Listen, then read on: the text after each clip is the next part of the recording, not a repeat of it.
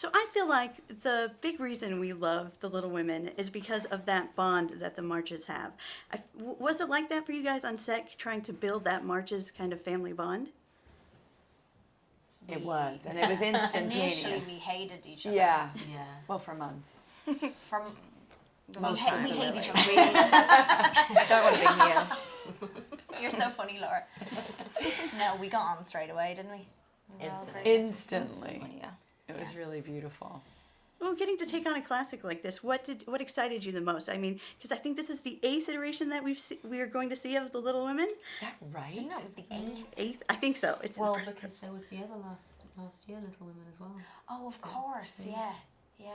Oh, Yeah, I mean, I think it's just a testament to Louisa's writing and the story and the girls that this is something that we want to revisit. We feel like it's an important story to keep coming back to. And, you know, I think kind of at its core, it's about ambition and love and support from your family and your sisters and the men in your life as well. And, you know, that's something that will always be relatable to people. So. And it's inspiring. Every single one of those sisters' journeys and stories is so inspiring. And Louisa was trying to rewrite a narrative, but it had never been depicted. And I love, as you've been saying, Saoirse, you know, Greta wanted to give Louisa the ending that she likely would have wanted when she was, you know, perhaps forced to give an ending that was palatable. And that was so exciting that double story existed in this version. And I feel like you guys take on the kind of greatest love tragedy ever. Because I know, as a kid, I was like, oh my God, Joe and Lori don't get together. I know. And you had to take on that scene where, like, I mean, that's the thing that stuck with me. For you, what was that like? To do that scene? Yeah. I loved it. I absolutely loved it because it was a long scene. We had time. We had like the whole second half of the day to shoot that scene. We kind of shot it during magic hour, and it was incredible that like we really didn't have an awful lot of time to shoot this film, and yet Greta, when we really needed it, made us feel like we had all the time in the world. It was the same for us when we did our scenes on the beach as well. And I just love working with Timmy. I absolutely love not knowing what he's going to do from one minute to the next. We're very different actors.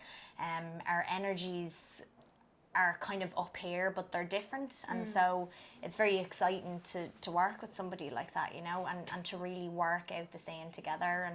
And as Laura had put it earlier, which is so true, is that just the whole sentiment of the scene and the relationship between them in that scene in particular is very kind of androgynous, and it's kind of genderless in a way. Like, they both break each other's hearts, you know. He's the one that's like, but I'm desperately in love with you, and she's like, I don't want to get married. You would never really see a girl take on that role and a guy in that time. So yeah, it's great. Now, how do you think each of your characters would do if they were actually in 2019? Do you think that they would still take on those same journeys? You know, that she would marry Laurie, that she would maybe not pursue painting anymore and stuff like that? Oh, she'd continue painting. She'd have her own art school in like a second. I think Amy is a very ambitious person, and it's only because of the time and the era that she probably couldn't do that. But I think Joe would be like Patti Smith, probably. I feel like Joe and Beth would collaborate. Yeah. They'd be like sister co-directors or co-writers or something. And Marmee? I think she'd have more freedom to have been her Joe nature her whole life, as opposed to having to stifle something to adapt in order to raise a family.